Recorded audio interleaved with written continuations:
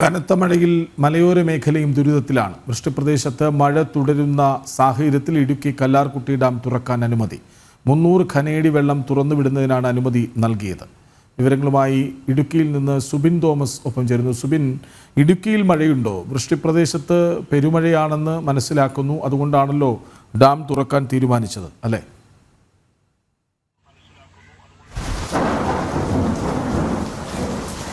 ഇടുക്കി ജില്ലയിൽ ഇപ്പോഴും മഴ തുടരുന്ന ഒരു സാഹചര്യമുണ്ട്. എന്നിരുന്നാൽ പോലും അതിശക്തമായ മഴ എന്ന് പറയാൻ സാധിക്കില്ല. പ്രധാനമായും തൊടുപുഴ, അതുപോലെ തന്നെ വണ്ണപ്പുറം ഉൾപ്പെടെയുള്ള മേഖലകളിലാണ് നിലവിലിപ്പോൾ ഈ ഒരു മഴ ശക്തമായി പെയ്യുന്നത്. അതും ഇടവിട്ടുള്ള ശക്തമായ മഴ. കൂടാതെ മൂന്നാറിലും മഴ രേഖപ്പെടുത്തിയിട്ടുണ്ട്. മലയോര മേഖലയിലേക്ക് എത്തിയാൽ നേരിയ മഴ മാത്രമാണ് രേഖപ്പെടുത്തിയിട്ടുള്ളത്. ഈ കല്ലാർകുട്ടി ഡാമിനെ സംബന്ധിച്ച് വേനൽ മഴയിൽ നീരൊഴുക്ക് വർദ്ധിക്കുകയും ഡാം നിറയുകയും ചെയ്യുന്ന സാഹചര്യമുണ്ടായിരുന്നു. ഇനിയിപ്പോൾ വരും ദിവസങ്ങളിൽ മഴ കനക്കുമെന്നാണ് ജില്ലാ ഭരണകൂടവും അതുപോലെ തന്നെ കാലാവസ്ഥാ നിരീക്ഷണ വകുപ്പും വ്യക്തമാക്കിയിട്ടുള്ളത്. ഈ സാഹചര്യത്തിലാണ് ഈ വെള്ളം തുറന്നുവിടാൻ നിലവിൽ അനുമതി നൽകിയിട്ടുള്ളത്. പ്രധാനമായും കല്ലാർകുട്ടി ഡാമിന്റെ ഷട്ടറുകൾ തുറന്ന് 300 ഘനയടി വെള്ളം പുറത്തേക്ക് ഒഴുക്കാനാണ് നിർദ്ദേശം നൽകിയിട്ടുള്ളത്. ഈ സാഹചര്യത്തിൽ മുതിരപ്പുഴയാർ, അതുപോലെ തന്നെ പെരിയാർ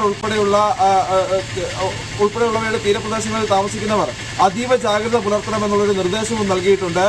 പ്രധാനമായും 25, അതുപോലെ തന്നെ 26, 25, 27 തീയതികളിൽ ഓറഞ്ച് അലർട്ടും 26-ാം തീയതി റെഡ് അലർട്ടുമാണ് പ്രഖ്യാപിച്ചിട്ടുള്ളത്. കൂടുതൽ ജാഗ്രത പുലർത്തണമെന്നുള്ളൊരു നിർദ്ദേശം ജില്ലാ ഭരണകൂടം മുമ്പോട്ട് വയ്ക്കുന്നുണ്ട്. ഏത് അടിയന്തര സാഹചര്യത്തെയും നേരിടാൻ ജില്ലാ ഭരണകൂടം സുശക്തമാണ്. കൂടാതെ ദുരന്ത നിവാരണ അതോറിറ്റി അതിനുവേണ്ട ക്രമീകരണങ്ങളെല്ലാം തന്നെ ഏർപ്പെടുത്തിയിട്ടുണ്ടെന്നും ജില്ലാ ഭരണകൂടം വ്യക്തമാക്കുകയും ചെയ്യുന്നുണ്ട്.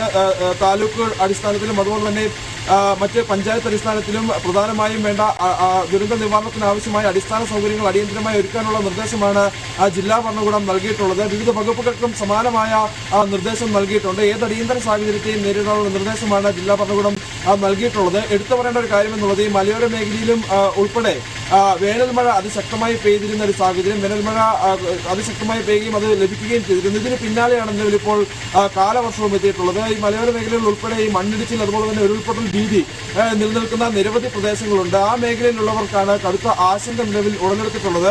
അതുകൊണ്ട് തന്നെ ഈ മേഖലയിലുള്ളവർ ജാഗ്രത പുലർത്താനും ഏതെങ്കിലും തരത്തിലുള്ള അടിയന്തര സാഹചര്യം ഉണ്ടായാൽ മറ്റിടങ്ങളിലേക്ക് മാറി താമസിക്കാനുള്ള ക്രമീകരണങ്ങൾ തദ്ദേശ സ്വയംഭരണ വകുപ്പുകളുടെ നേതൃത്വത്തിൽ ഒരുക്കണമെന്നുള്ള നിർദ്ദേശം നൽകിയിട്ടുണ്ട്. എന്തായാലും ഇപ്പോഴും ഇടുക്കി ജില്ലയിൽ ആകെ മൂടിക്കെട്ടിയ ഒരു അന്തരീക്ഷമാണ്. ഇനിയിപ്പോൾ വരും മണിക്കൂറുകളിൽ മഴ ശക്തമാകുമെന്നാണ് കരുതുന്നത്. ശരി, ഇടുക്കിയിൽ നിന്ന് സുബിൻ തോമസ് ആണ് വിവരങ്ങൾ.